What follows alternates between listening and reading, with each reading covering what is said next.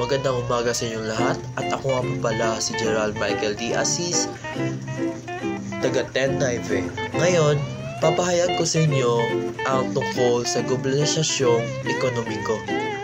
Ano nga ba ito? Ito ay ang pag-uugnay ng ekonomiya ng buong mundo sa pamamagitan ng kalakalan, pamumuhay, teknolohiya at kapital. Dahil dito, nabubura ang hangganan sa ekonomiya ng bawat bansa. Ang produkto mula sa US ay madaling makakarating sa Pilipinas at ang serbisyo mula sa India ay pwede maibenta sa Europe. Ang pinakamalaking nakikinabang at gumagalaw dito ay ang MNC Multinational Corporation at ang TNC Transnational Corporation. Ano ba ang MNC? Ang MNC ay kumpanyang may punong tanggapan sa isang bansa pero may mga sanghay o subsidiary sa iba't ibang bansa. Paano ba sila gumagala?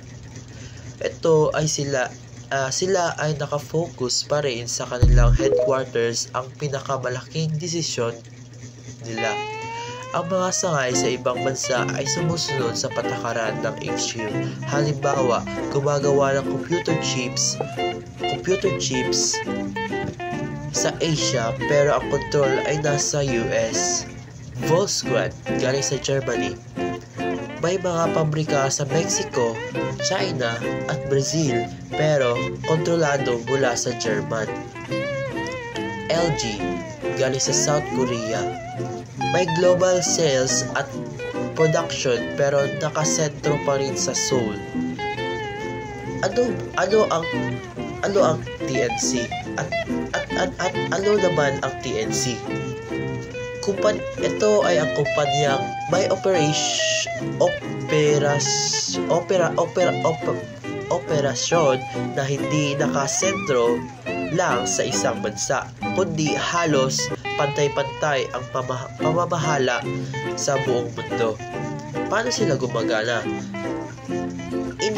Iniaangkop ang produkto at serbisyo ayon sa lokal na kultura at merkado.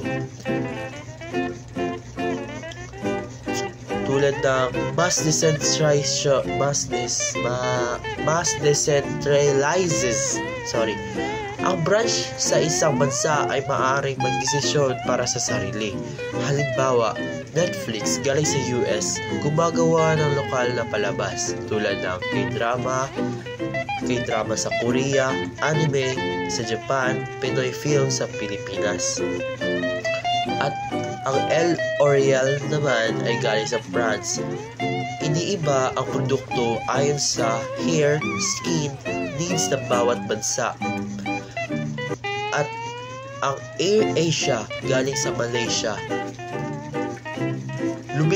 Ito ay lumilipad sa iba't ibang bansa, naka-adapt sa rules at kultura ng bawat lugar. At ngayon, ano ba ang mabuting epekto ng MNC at TNC? Una, trabaho at kita para sa bansa. Halimbawa, maraming Pilipino ang may trabaho sa BPO companies, Accenture, IBM. Teknolohiya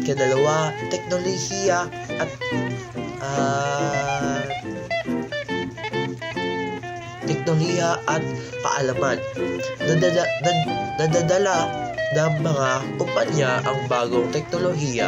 Halimbawa, Intel chips, Siemens Automation. Ikatlo, mas maraming pagpipilian ang mamimili dahil may global brands tulad ng Zara, Nike at Netflix. Kaapat, pagtaas ng ekonomiya, lumalaki ang kita ng gobyerno sa buwis. Kalima, pagkakakonekta ng mundo. Napapadali ang komunikasyon at transportasyon, halimbawa tulad ng Uber o Etihad Airlines like mga airplanes. At Ano nga ba ang hindi mabuting epekto ng MNC at TNC? Una, pagsasamantala sa manggagawa. Mababa ang sahod sa mga factory workers. Halimbawa, sa Germans workers ng H&M sa Bangladesh. Kadalawa, pagkamatay ng lokal sa negosyo. Hindi makalaban ang mga maliliit na negosyo sa higanteng brands. Ikatatlo, polusyon at pagkakasira ng kalikasan. Halimbawa, oil companies tulad ng ExxonMobil na nakakasira ng kalikasan at pagpuputol ng mga puno. 4, pag-asa sa dayuhan. Kung maalis ang isang MNC at TNC, malaki ang mawawala sa ekonomiya. 5, pagkawala ng kultura. Halimbawa, masikat ang KFC o Burger King kaysa tradisyonal na lutong bahay. So, ito naman,